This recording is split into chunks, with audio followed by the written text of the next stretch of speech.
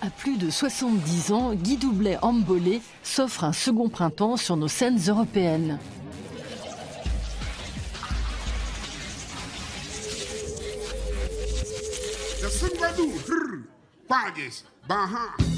Véritable star en Afrique de l'Ouest, Guy Doublet-Ambolé jouissait d'une réputation plutôt confidentielle en Europe. Mais ça, c'était avant. La légende du highlife ghanéen s'offre pour la première fois une tournée européenne. Adolescent, Guy Doublet-Ambolé maîtrisait déjà plusieurs instruments. Il a perfectionné le highlife, genre musical typique du Ghana, au sein de différentes formations, jusqu'à l'allier au funk façon James Brown dans les années 70. Un nouveau son qu'il a appelé Simigwa.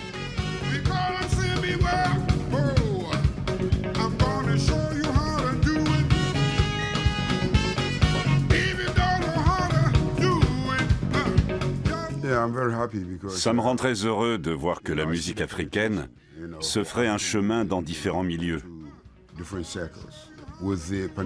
Cela veut dire que les gens apprécient la musique africaine. Le hip life, mélange de highlife et de hip-hop, est le son tendance au Ghana depuis les années 90. Pas de quoi affoler le vieux maître Ambolé. J'étais touché que ces jeunes garçons veuillent faire quelque chose avec moi. Et ils m'ont dit, Monsieur Ambolé, voulez-vous travailler avec nous? Et j'ai répondu oui.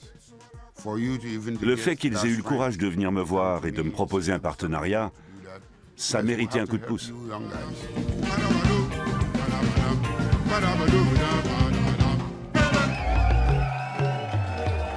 Guy Doublet-Ambolé et son groupe ont joué à guichet fermé à Bruxelles.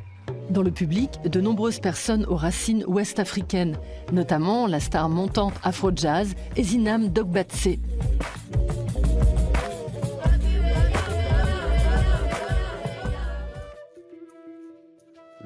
Il paraît que tu joues seul. Tu as plein de... Oui, j'utilise des machines et des instruments. Et j'ai un looper.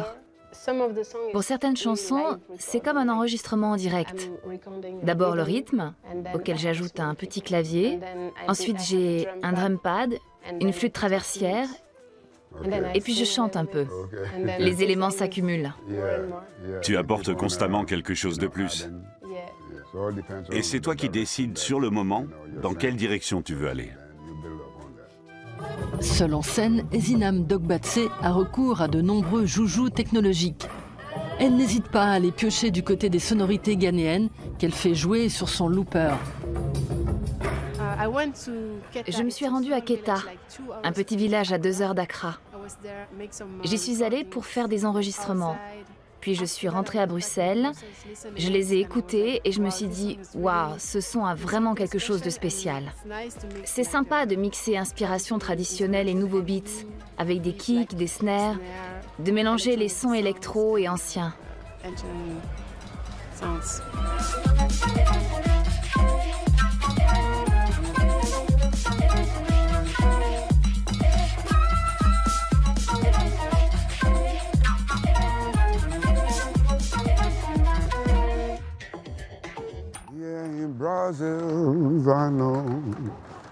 Guy Doublet-Ambolé n'a pas vraiment le temps de flâner quand il est en tournée.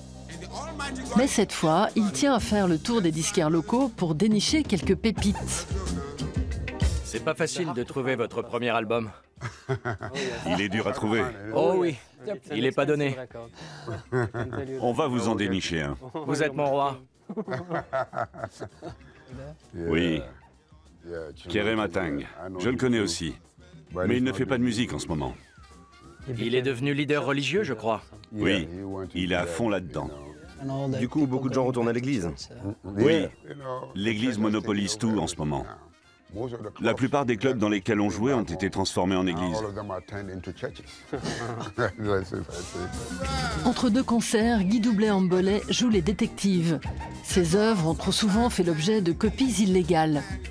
C'est bien d'être populaire, mais ça reste du business. Donc, si quelqu'un utilise ma propriété intellectuelle à des fins commerciales, je veux une compensation. Quand on ressort mes disques sans me prévenir, je suis en droit de porter plainte.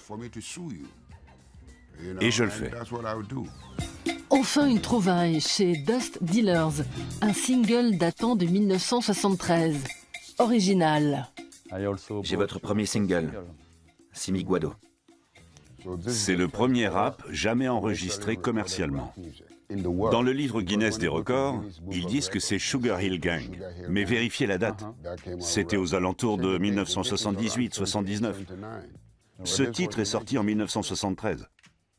Du coup, je remets en question le livre Guinness des records. Écoutons-le. Ce serait formidable. À ce compte-là, l'inventeur du rap pourrait bien s'appeler Cab Calloway. Mais peu importe qui figure dans le livre des records, la légende du high life n'a rien perdu de la niaque de ses débuts. With all their boosting, with all their quadges, about their heavy death, about their quadges.